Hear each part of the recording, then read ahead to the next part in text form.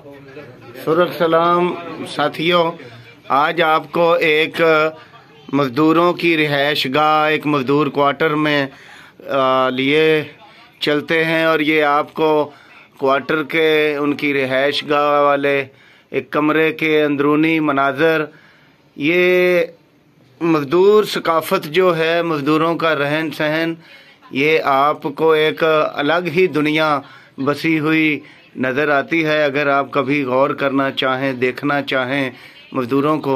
ये मैंने पूछा अपने इन दोस्तों से कि ये जो नाम लिखे हुए हैं और इनके साथ साथ मोबाइल नंबर, तो मुझे बड़ी हैरत हुई सुन के कि जो यहाँ रिहाइश इख्तियार करता है, जब वो जाते हैं मज़दूर यहाँ से, तो जाते हुए इस कपड़े के ऊपर अपना नाम और कुछ लोग अपना मोबाइल नंबर भी लिख के चले जाते हैं कि बाद में आने वाले अगर हमसे रब्ता करना चाहें तो वो रब्ता कर सकते हैं। ये पूरी एक दीवार है जो ये कपड़ों के नीचे तक ये ढांपे हुए हैं। यहाँ लोगों ने वफा के निशान, फूल और दिल में लगा हुआ तीर, जैसे यंग और नौजवान लोग, ये झंडा बना हुआ है।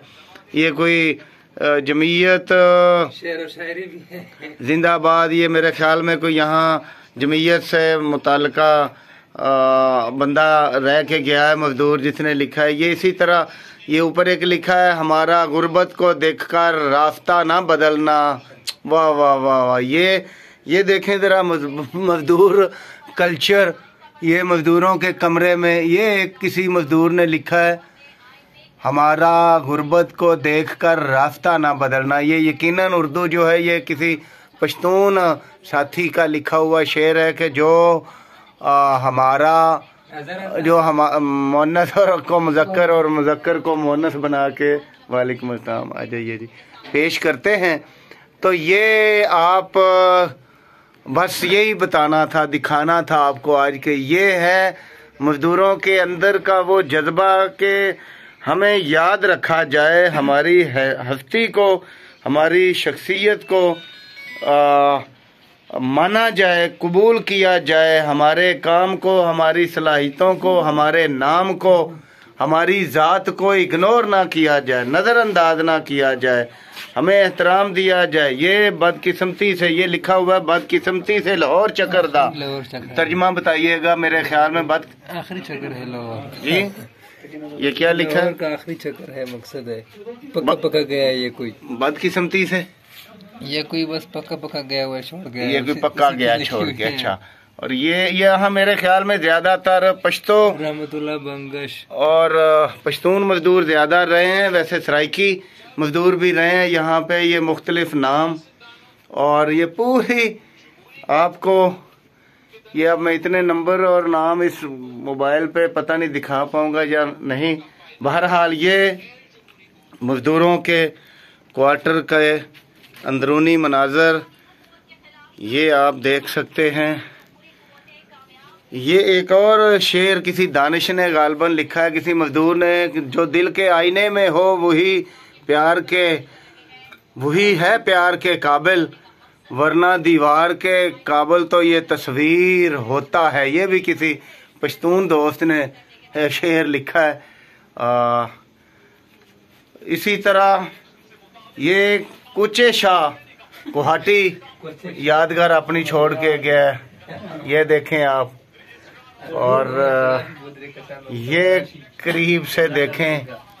वाह वाह, ये मजदूरों का रहन सहन और उनकी ज़ात, उनकी सोचने। ये लिखा है, सिर्फ दाखिले यारी दख्तदा।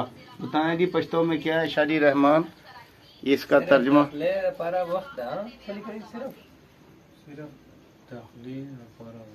सिर्फ दाखिले यारी